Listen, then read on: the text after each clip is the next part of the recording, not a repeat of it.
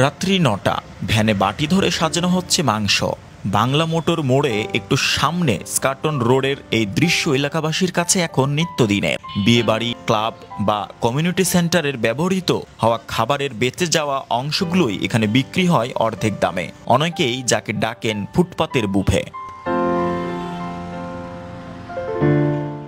ভ্যানে গাড়ির উপর সারি সারি করে সাজানো রয়েছে খাবারের বাটিগুলো। দেখে মনে হতে পারে কোনো ফুটপাতের স্টল, কিন্তু এগুলো আসলে ঢাকার বিভিন্ন বিয়েবাড়ি বা কমিউনিটি সেন্টার থেকে আসা অবশিষ্ট খাবার, যেখানে বাজার দরের চেয়ে অর্ধেক দামে মিলছে মুরগি, গরু, খাসির মাংস, রেজালা, বোরহানি, বিরিয়ানি সহ আমিষের নানা পদ।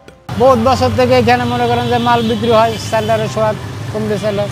এখানে মনে করেন যে এটা বেঁচে যায়, অল্প পয়সা আমরা কিনে না, আমরা অল্প পয়সায় বিক্রি করি। ভ্যান গাড়িতে বাটি ভর্তি সারি সারি সাজানো খাবারগুলি, যেখানে গরুর মাংস কেজি 500 টাকা, খাসি 700 টাকা, খাসির রেজালা 1500 টাকা, আর বিরিয়ানি মাত্র 150 থেকে 200 টাকায়। একই সাথে 100 টাকায় দেওয়া হচ্ছে বোরহানিও।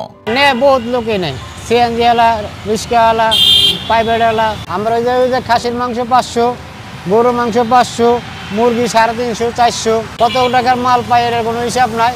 দেখা যায় আজকে 500 টাকার মাল পাইলাম, কোনোদিন 5000 টাকার মাল পাইলাম, কোনোদিন 20,000 টাকার মাল পাইলাম। এটার কোনো ইয়ে নাই, নির্দিষ্ট কোনো জিনিস নাই। বাজারের চেয়ে দাম অর্ধেকেরও কম, তাই রিক্সাওয়ালা, সিএনজি চালক থেকে শুরু করে নিম্নবিত্ত, মধ্যবিত্ত ও ব্যাচেলার সবাই ভিড় জমাচ্ছেন ভ্রাম্যমাণ বুফেতে। পরিমাণ বেশি, দাম কম, সবাই খাইতে পারে। মোটামুটি গরিব বড়লোক সবাই খায়। কারণ হঠাৎ করে একজন মানুষের তো 1 কেজি মাংস 1000 টাকা কেজি খাওয়া সম্ভব না। এর জন্য এখানে রান্দাও পাইতেছে, রান্দা মাংস, এর জন্য সুবিধা আছে। মোটামুটি এমন একটা ভালো না আর এমন একটা খারাপ না। তবে স্বাস্থ্য ঝুঁকি সত্ত্বেও দামের টানে প্রতিদিন বহু মানুষ আসেন এই ফুটপাতের বুফেতে। ঢাকার ব্যস্ত জীবনে সস্তায় আমিষের চাহিদা মেটানো এই এক অনন্য উদ্যোগ, যার চাহিদা দিন দিন বাড়ছে।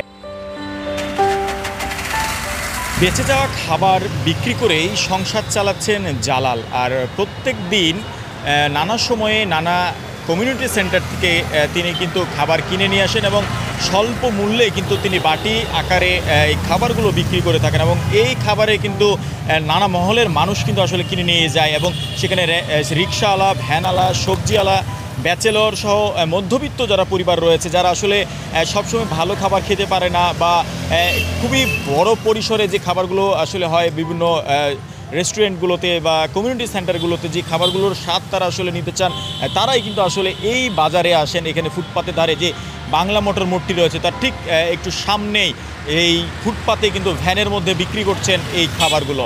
জয় ক্রিস্টোফার বিশ্বাস, বাংলাদেশের খবর, ঢাকা।